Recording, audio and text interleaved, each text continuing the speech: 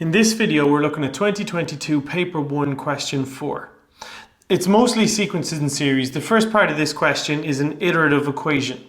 We're told that u1 is equal to 2 and that u2 equals 64.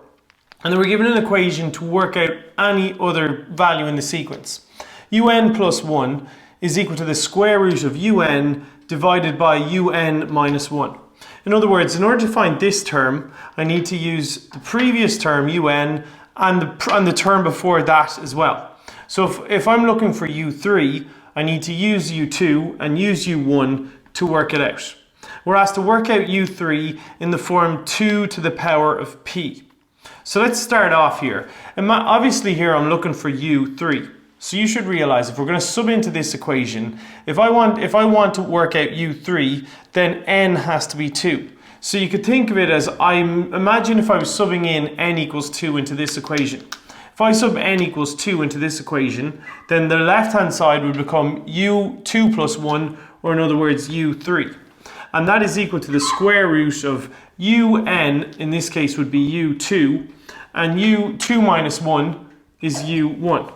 You need to think of those u's kind of the way you think of T1 and T2 and T3 when we're dealing with sequences and series. Now this is relatively straightforward. u3 is going to be equal to the square root of u2, which I know is 64, divided by u1, which is 2. Now, if you plug this into your calculator, you're not going to get it in the form 2 to the power of p. So what we need to do now is go to page 21 in our maths tables, and we're going to use the rules of powers to rewrite this in the form 2 to the power something. Okay, there's a number of different ways to go about this one, but certainly the easiest thing to do next is to divide 64 by 2, and 64 divided by 2 is the same as 32. Now, you could probably use trial and error on your calculator. 2 by 2 by 2 by 2 by 2 will give me 32. In other words, I can rewrite 32 as 2 to the power of 5.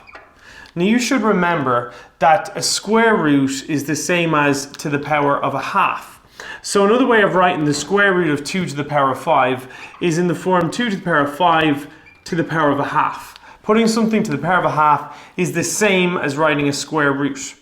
Now, one of our rules of powers on page 21 tells us if we have 2 to the power of 5 to the power of a half, you can simply multiply the 5 by the half. So my final answer is 2 to the power of 5 over 2.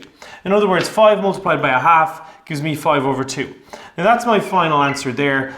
This is in the form 2 to the power of p, where p is an element of the real numbers, or in other words, an element of or.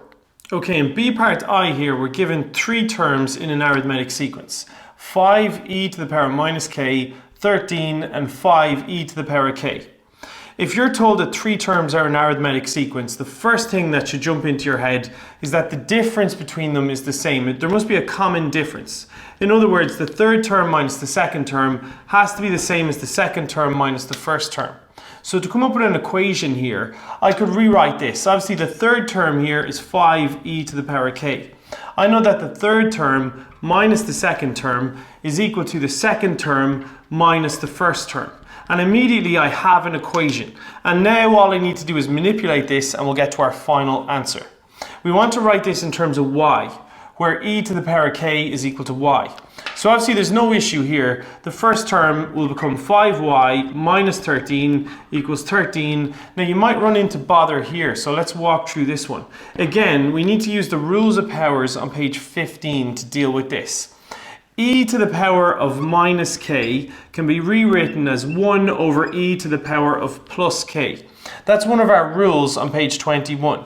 If essentially I bring the e to the power of k underneath and I change the sign of the power. So rather than being a negative power, it's now a positive power. And I'm happy out with that because I know that e to the power plus k equals y. So I could rewrite this as 1 over y.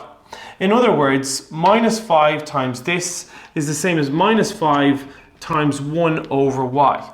And at least now I've gotten rid of all the powers. I just need to manipulate this in order to end up with the expression given.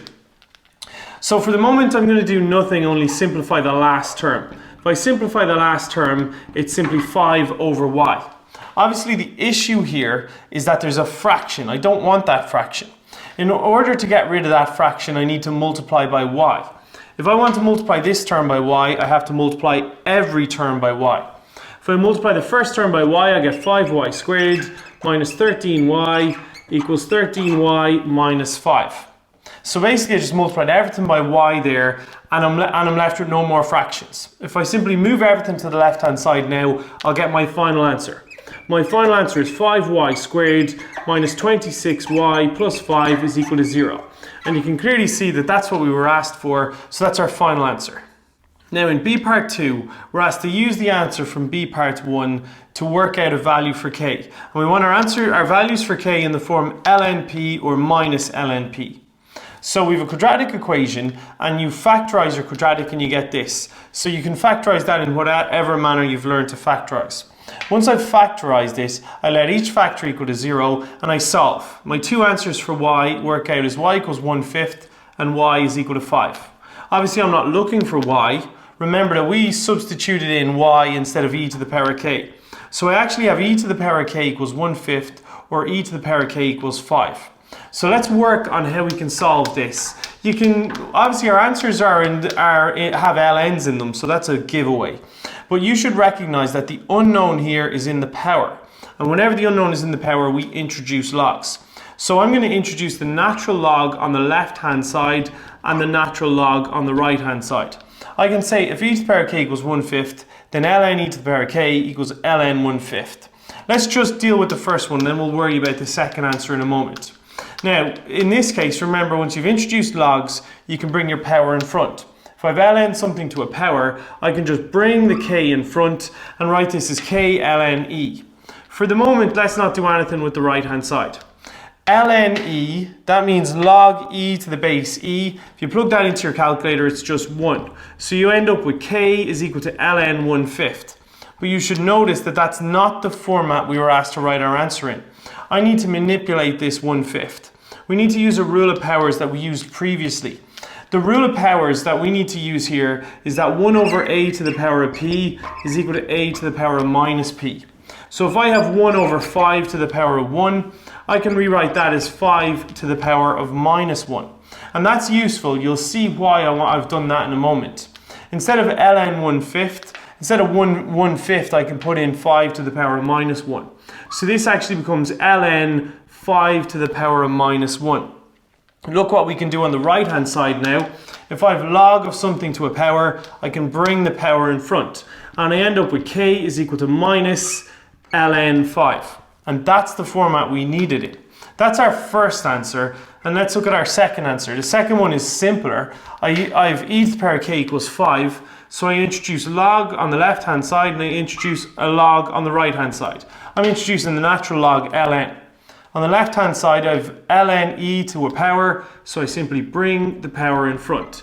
And I get k ln e equals ln 5, and happy days, ln e is simply 1, so my second answer is k equals ln 5.